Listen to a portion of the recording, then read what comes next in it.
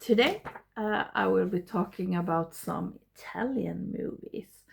Um, I have described before that we have me and my husband has weekly themes where we have decided beforehand what we want to watch, and we have themes and have decided the movies beforehand, like I just said, but sometimes we change it up. And we have had 3 weeks with Italian movies because we love Italian movies. And when I say Italian movies, I mean Giallo, spaghetti western, and the kind of exploitation movies that came 60s in the 60s, 70s, and 80s, which you will see. And I was thinking about how I was going to do this video, but I think I'm just going to show you what we watched and what I thought about it. And maybe that is fun or it isn't, but some recommendations at least, and some that I was maybe a bit disappointed in. And we have 1, 2, 3, 4, 5 Jolly. 1, 2, 3, 4, 5 spaghetti westerns.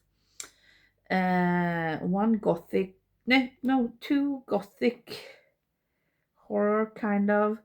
1 zombie, 1 adventure, 1 action, and 1 documentary. Did we get that? And I have actually printed out my ratings so I don't forget them. But we'll start with Giallo. And the first one we saw, I will not have them in the order we saw, but we actually saw this first. And sorry about the glare because the sun is right through the window. But we saw Mario Bava's The Girl Who Knew Too Much, which is sometimes described as one of the first Giallo, but it is a Giallo, but maybe not as much as Blood and Black Lace, which came later, because this is black and white for one thing, and it's more like a Hitchcock. And how are you saying it? We say Agatha Christie, but I think you say Agatha Christie maybe. But it's like it reminds me a lot of the novel. I think it's the same title in English as it is in Swedish, but the ABC Murders. But it was really good, and I really enjoyed it. And I just realized that I don't see the rating here. Or maybe I'm blind. Wait. I have to look up the rating. So now I have checked. And like I suspected, I gave this one a 4. Because it's still a mystery. I love mystery. Oh, sorry. And it's still a Giallo, and I love Giallo. So yeah, it's a 4. And then we don't have this in a separate case, but we have this box, Argento box, and we watched Opera, Dario Argento's Opera, obviously, because it's Argento box. And I was really excited to watch that because I really like Phantom of the Opera, and this is kind of inspired by that story. And Argento, I read, wanted to do Phantom of the Opera for a long time, but he didn't get to do it until later, and that one is not, I didn't like that much. But the opera was really good, and unfortunately there is only English dub on this Blu-ray. I would have preferred to watch it in Italian, but never mind. Great rock music. I gave it a 4. Ooh, then we saw this. Oh, the sun is really annoying. Who Saw Her Die? Let's see. Yeah, it looks like that. It's a shameless version. And this is a Giallo with George Lazenby, James Bond. And this reminds me very much of Don't Look Now.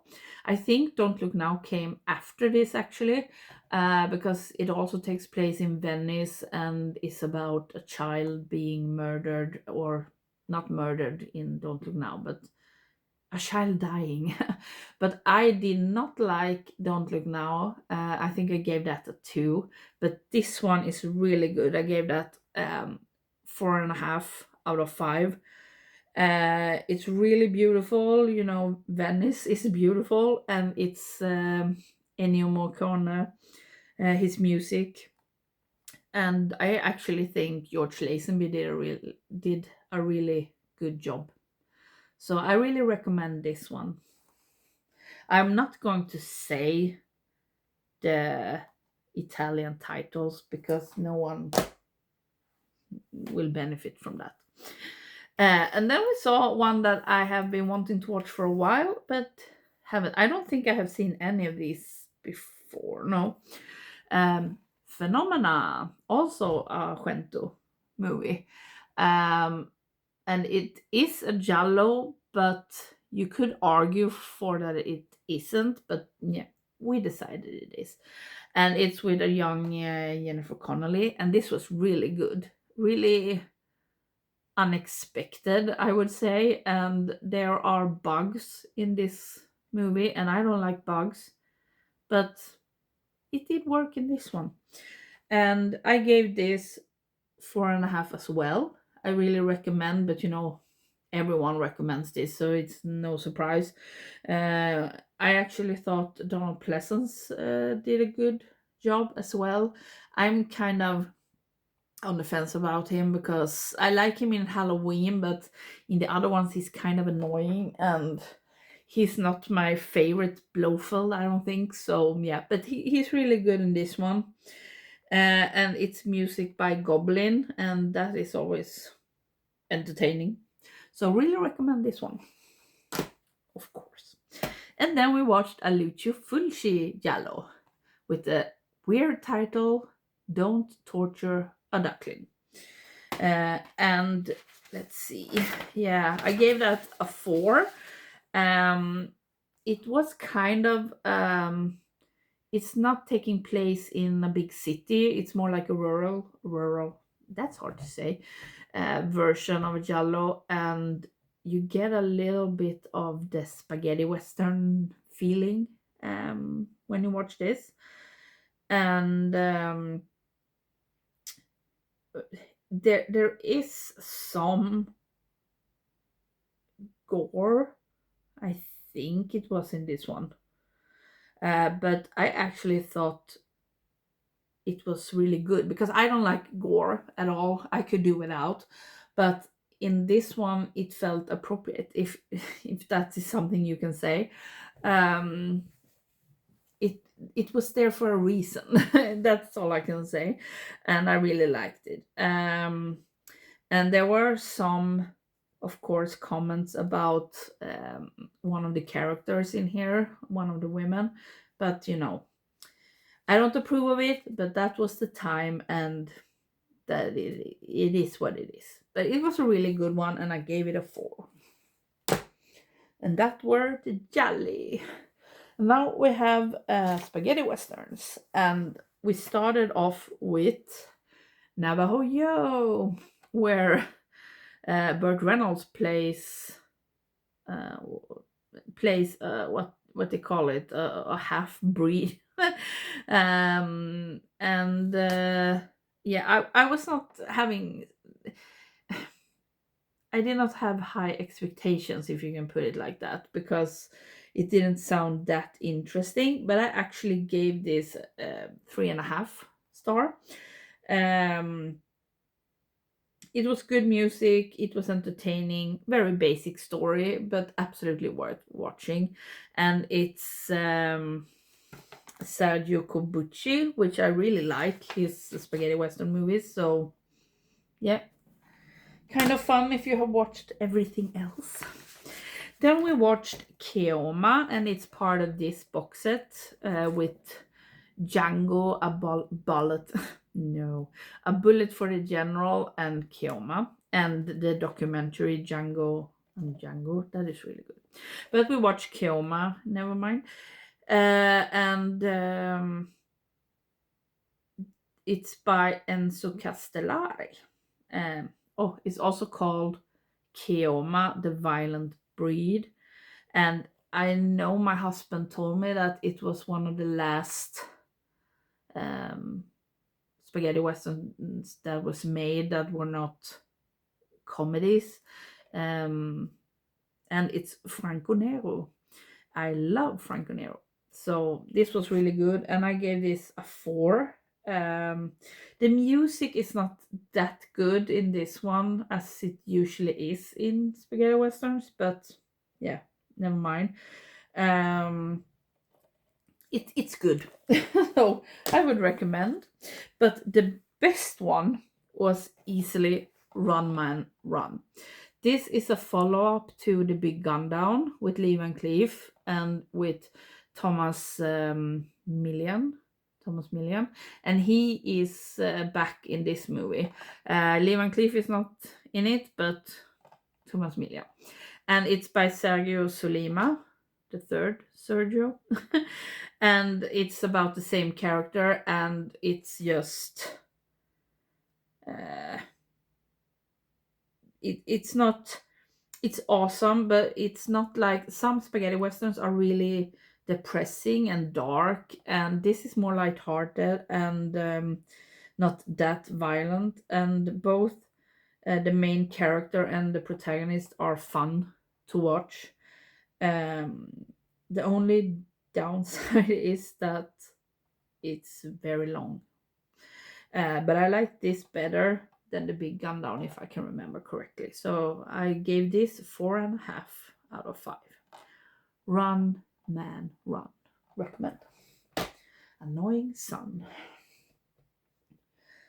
And then we watched the movie with different titles. It's called $10,000 Blood Money. Stupid Son. And it's also called $10,000 for a Massacre. It's from 1967. I gave this 3.5 star as well. Let's see. And this is part of a box set from Arrow. The second one, what's that called? I think it's called Blood Money, that box set. But it's a bit different and not that typical of, you are used to how spaghetti westerns are, the themes and the characters, but this is a bit atypical. And it's more a love story in the beginning, at least, and you are not used to it having a love story. And it went a bit dark, but I liked it. It was really good. I would recommend this as well, even though I gave it 3.5. Stupid Son. Oh, look. Oh, yeah, almost done. And the last one of the spaghetti westerns are The Grand Jewel. The Grand Jewel. That's a hard word to say. And it's with Lee Van Cleef. And I gave this 3.5 stars as well. It's more humor than you are used to in these types of movies, if you don't count like Bud Spencer and Terence Hill.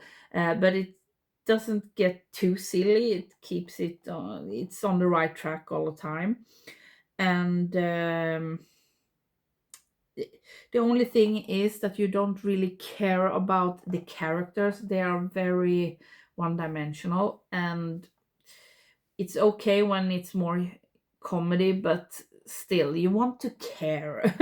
So yeah, it was entertaining. Lee Van Cleef is always good, and the music was really good. But yeah, this is also one that if you have watched everything else, watch this.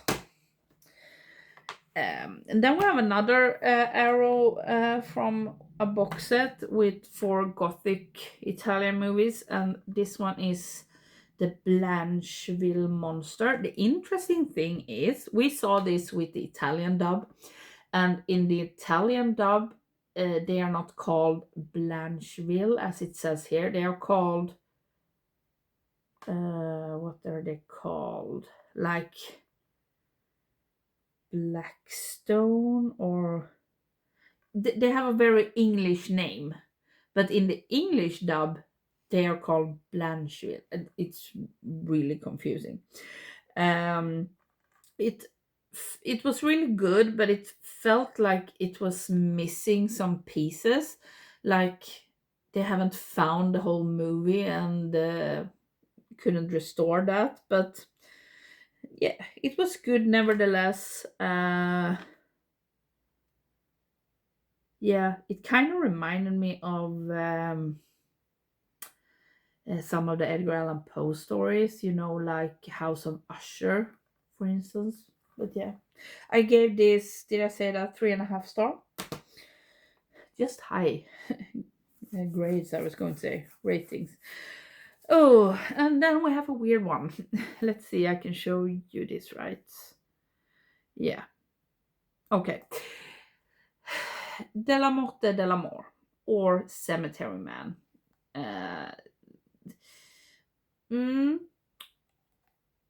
This is weird.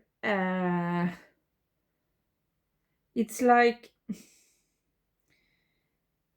there are some parts that I really like, that are magical, and it's good music, and I like Rupert Everett, and I like the story, and the humor is okay.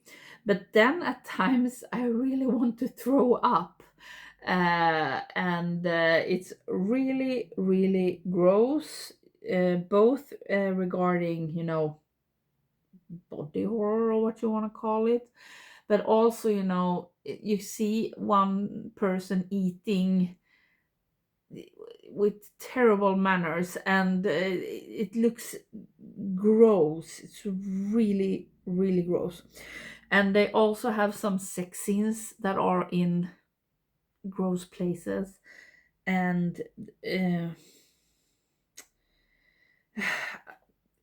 it's good in the sense that it has a lot of deep themes that you can discuss forever, but at the same time there are so many things that I find a bit I can't find the right word, appalling maybe. I have already started to forget a lot about it, and I think you should watch it just to,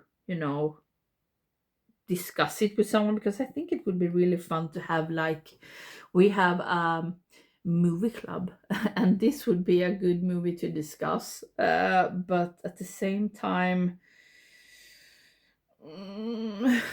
no, it was not for me.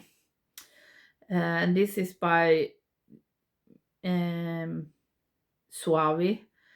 Yeah, I don't know. I just think it's weird. And it's like, if you have watched everything else, this is also one you should watch. But at the same time, it's very popular, so a lot of people have already watched it. But it was not for me. I gave it a 3 because it's still a good movie, but it's not for me.